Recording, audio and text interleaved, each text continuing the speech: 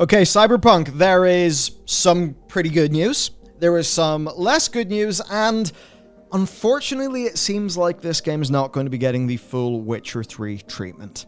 This is new stuff coming out of CD Projekt Red, and there's a lot to get to. So the game got a major update yesterday, along with, of course, the broadcast of Night City Wire. There are some pretty major requested features that are actually making their way to the game.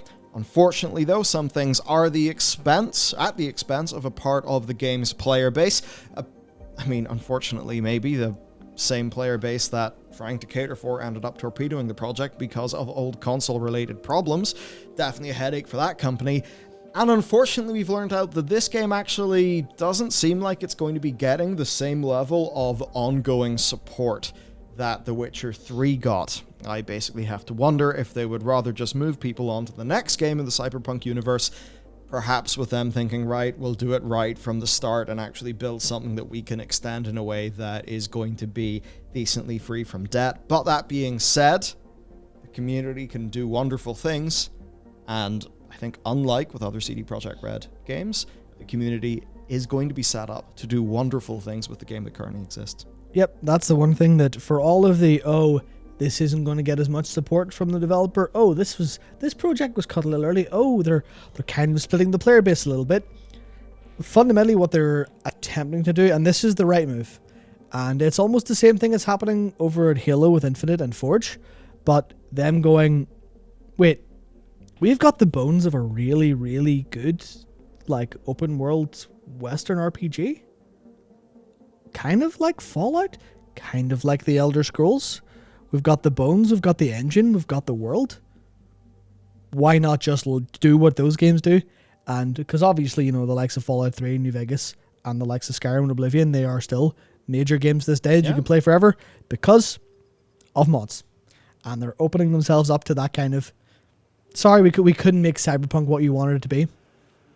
Take a stab at it yourself. Yeah. So, to go to the immediate content then, right, there is the Edge Runner update. Edge Runner, you're probably thinking, wait, that's the name of the Netflix thing. Yes, it is. Because, this is coming out alongside Edge Runner. Edge Runner, I think, fairly interesting. It's made by Studio Trigger. I think people who know anime will know Studio Trigger, movies like Promare, of course, other projects as well. More recently, BNA, which, look pretty. Maybe floundered a little bit on plot. Yeah, they used to be the same staff. It used to be Gynax, so Tengen Toppa Gurren Lagann, all that stuff. That Panty and Stocking, which they recently announced the follow-up for after 11 painful years. So all quality stuff, stuff. Yeah, and of course the series is happening in the same canon as the games.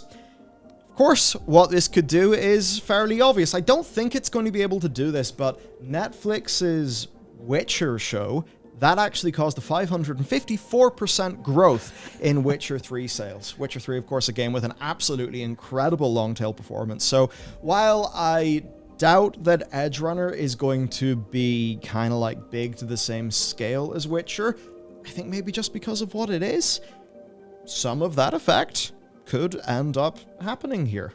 Right? Studio Trigger doing something really cool could definitely help with the reputation of this game and make more people want to head into it.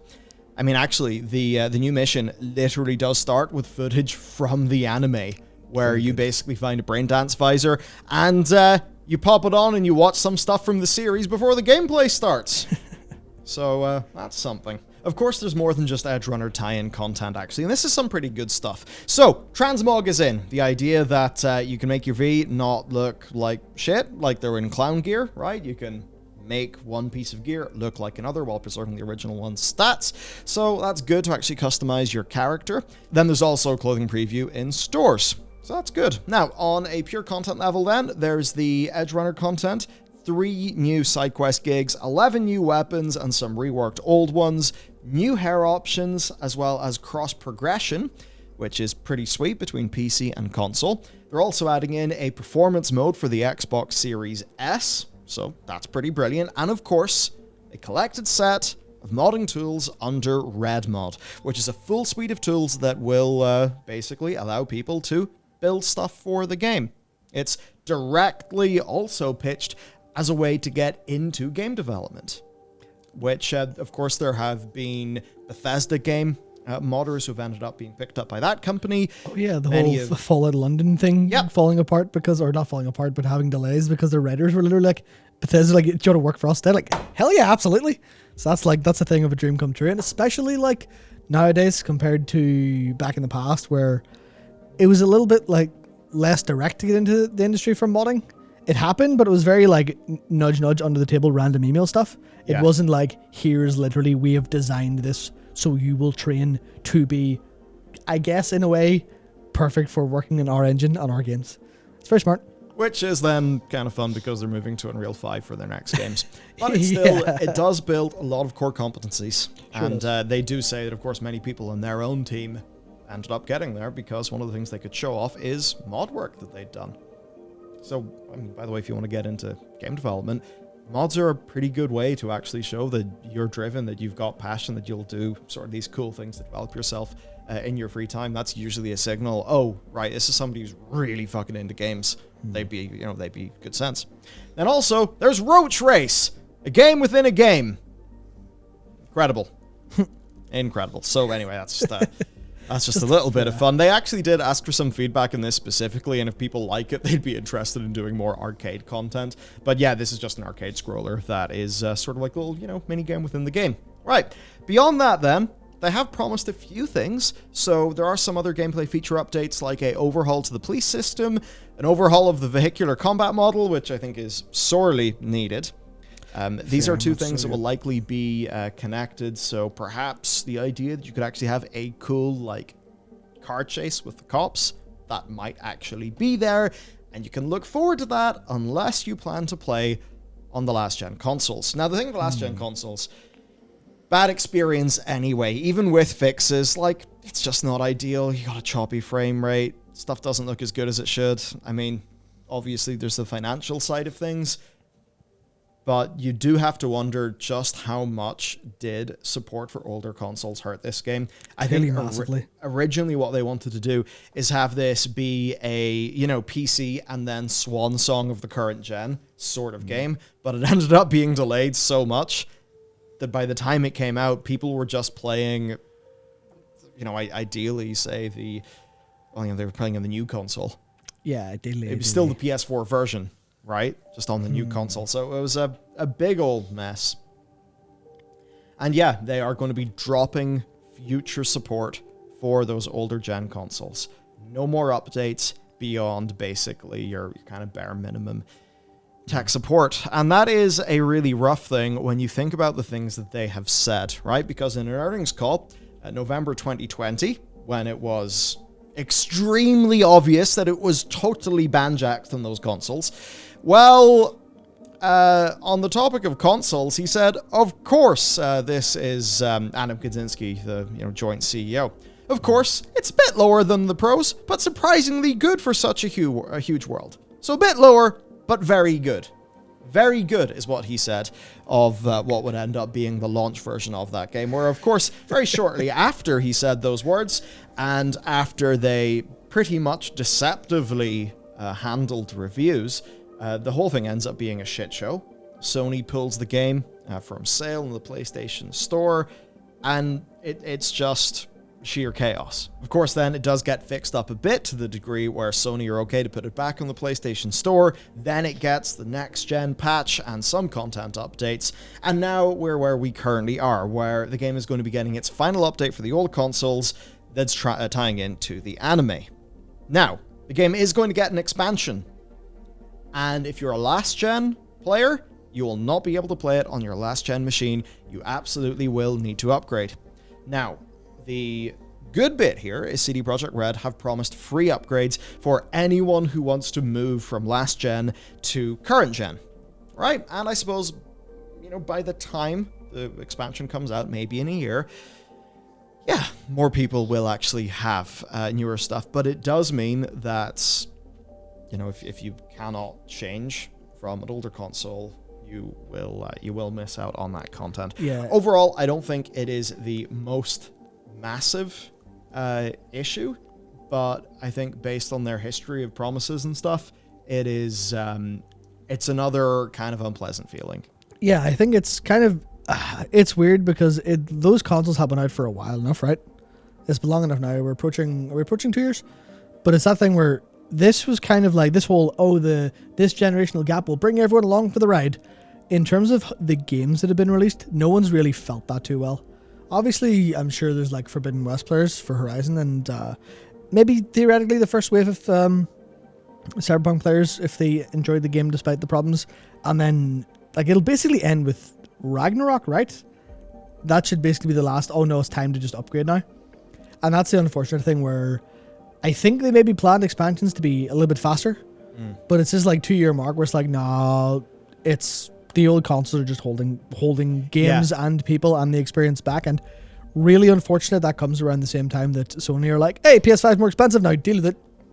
But that's just like, it had to happen. It had to happen, and we've been like, it's been almost 2 years. It's going to happen. This is only natural. It's like, is it technically going against a bit of a promise? Yeah. And that really sucks. But at the same time, you have to be vaguely pragmatic about it and go, well, you could probably get, by the time this expansion's out, you'll probably be able to get a PC that can run it for about the price of a console or so. Yeah, easily. So we're even actually already seeing this. Patch 1.6 has some secrets that are not going to be shipping onto the old console version. And given that the new expansion will probably take place in the block of the map that's just completely underpopulated and weird, it just seems to me like they literally cannot fit this on those consoles, perhaps without having to re-architect shit, and they know that's just not worth it. Now, this is a game that made nearly half of its sales on console, right? PS4 28%, Xbox One 17%, moving in 2021 up to 20% and 22%. So plenty of people playing on consoles. Now remember, that's PlayStation 4 and Xbox One. That's what version of the game. Yeah. This game did not have a PS5 version to sell. They've got a year from now to upgrade, so it's like there's definitely people will be like hard done by this, but it's that point where the industry moves moves on. Now on that topic of promises being walked back on, this is a rough one because it is a pre-order promise.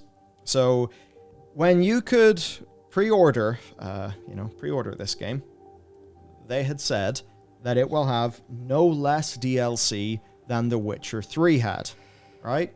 Yep. So that was the content expectation. This is also what they promised to their investors. But they've changed that.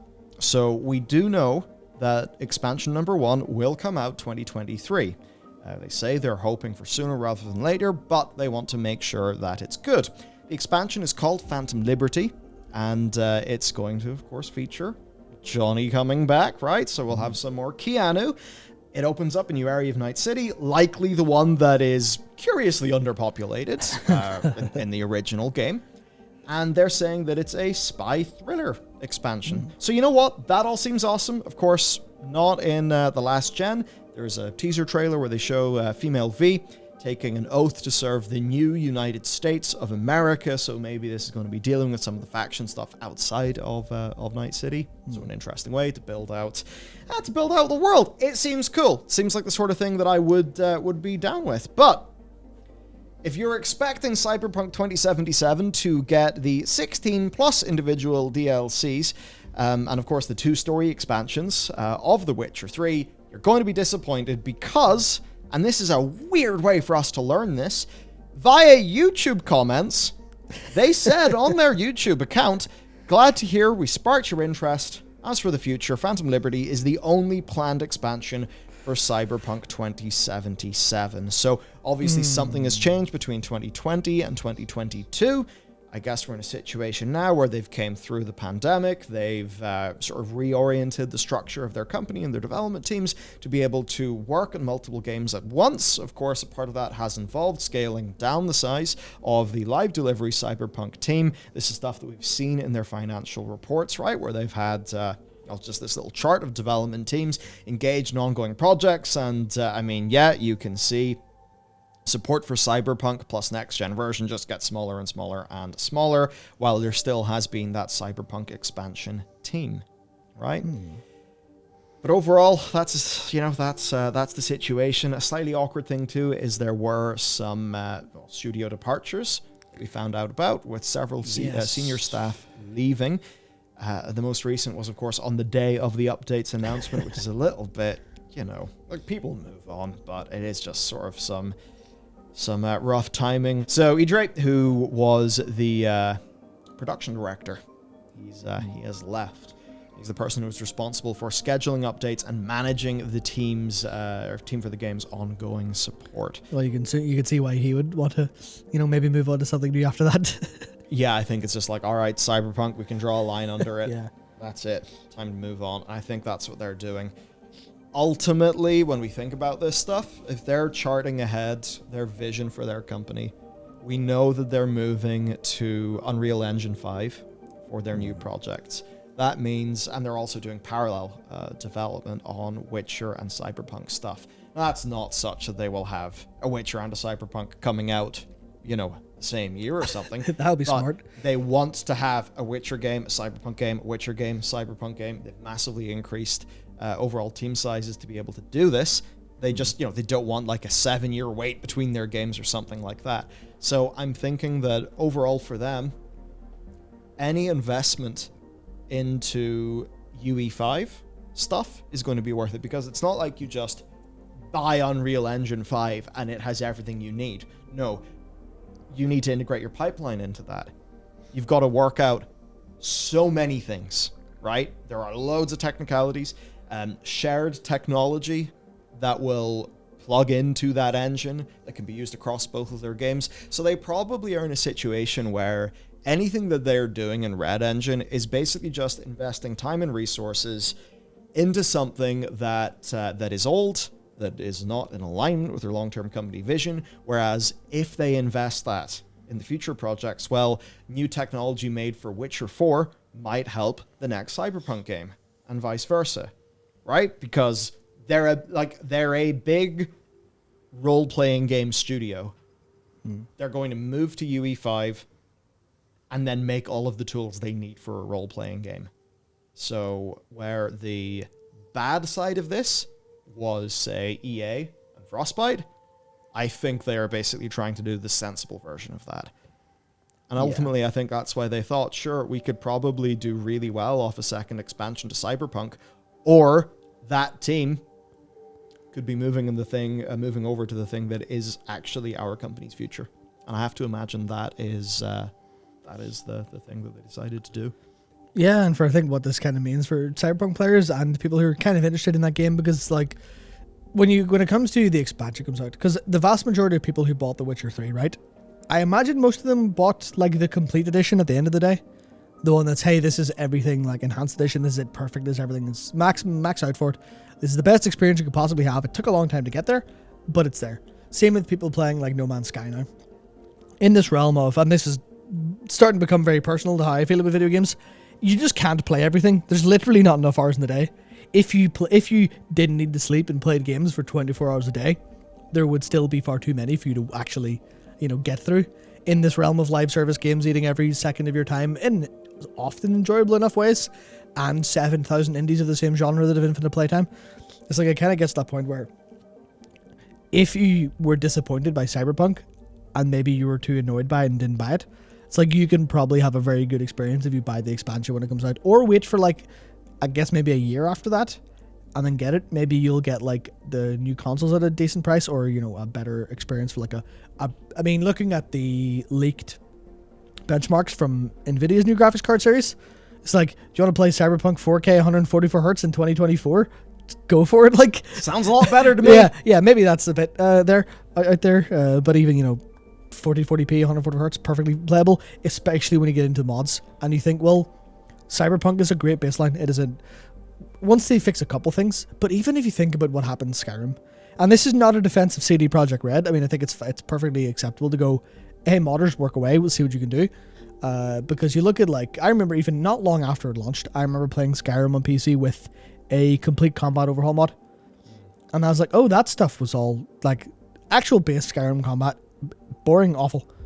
But then I played the combat overhaul with especially like a bow that added loads of physics to bow projectiles, and like, this feels absolutely incredible. Yeah. So the idea for me personally of going and playing Cyberpunk, because I never particularly cared about the game outside of the spectacle and the idea that it was going to be great, but like, this could just be in a couple of years like when you played New Vegas for the first time, and you went and got the best mods and the unofficial patch that fixed all the bugs.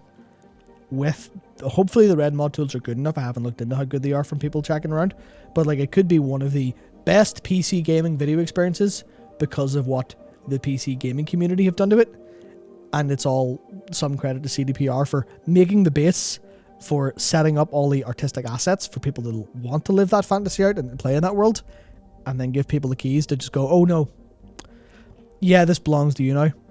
Do your best. As long as the expansion has some good systems and some good changes, perfect. You'll be able to do, like, imagine, 4K, 120 frames, revamped textures. Yep. ENB. AI upscaled textures because AI is getting better at that. Like, yeah. So, in the same way that you can have a Skyrim now that plays completely differently and looks completely different with significantly more dynamic game systems and all of that, that I think is the primary, that is the future the community will be able to deliver for Cyberpunk. Yeah. And for the shared technology thing, that's why they're basically saying, hey, we could do a whole bunch of Red Engine shit, make the second expansion, or we could just give you Red Engine and we're all going to hop over and build new stuff that makes sense. Even an example of that from our company, right? So we use a language called Ink. Obviously the game itself is C# in Unity, but for the actual dialogue and stuff. Now the nice thing about Ink is it's basically like a hybrid of like a programming language, right? So it allows us to do really just cool shit. But we have a lot of custom stuff to make our workflow work, right? All of these bits of technology. And when we move on to our next game, which will be an evolution of the things that we know how to do, there's going to be like 80 grand worth of building tech that we won't have to do. And that is incredible because that means more budget can go into the game content. And when they think about their big future vision of their company, that's seemingly all going to be based on UE5, they're going to be thinking about the same thing. What would Cyberpunk have been like if they had less issues, more shared technology, better tech support, right? So that really is the grand big promise of this. My attention is captured, and I'm very curious to see what the community will pull off. Yes. So that's like thing number one. And then thing number two, just looking at what UE5 games are able to pull off, which in some cases is just utterly mind-blowing. I'm now imagining what a new Night City, what a new slice of the world of The Witcher, what those will actually look like. Because getting a massive, role-playing game with the latest technology, that scale, that does seem like a pretty damn incredible promise. And one that will be coming out mid to late in the current generation that we're in, which should mean that we will have, on the PC side, insane power, given what they're saying about the 4080 series. And on the consoles, well, there may be pro versions, but also it'll be a very mature, platform to develop on where people will be used to getting the most out of it. Yeah. So there's definitely a few L's, but long future for people who just want that game output, I think a fairly humongous W. But don't pre-order and be suspicious. Yeah, never pre-order. No, never pre-order again. If you haven't learned that by now, I don't know what to tell you, but you really, really should actually take that lesson to heart. And also, kind of, time will heal all wounds, even video game related ones. It seems to be a little bit of what we're living through now. We're living through that period of, all these companies have made vast, awful mistakes, and most of them, of course, are kind of solving it. Even if they're taking the community fixes problem for us way out, it's still a way out. And even, I was thinking, trying to run through examples in my head. Even Ubisoft are finally making an Assassin's Creed set in Japan, so maybe there's hope for every game and every company yet. Maybe. Finally, a bright, happy note to end our video with. So. Yep. Look, that's it. I'll say this. I hopped into Cyberpunk for like an hour and a half, and I had planned to play it this year, but I thought to myself, Nah, you know what? I'll wait until things are more polished up, until like the play system is fixed and all of that. Now I'm just thinking, you know what? If I wait to next year, I'm going to get to play a big new expansion, and I'm going to probably be able to head on to the Nexus or wherever people are doing their mods, and I'm going to get to mod the shit out of this game. So maybe this game will have a stronger long tail than we thought. Anyway, if you've been playing, what does your heart cry out for a modder to do? What are your dream mods to Cyberpunk? Let me know. We'll see you tomorrow.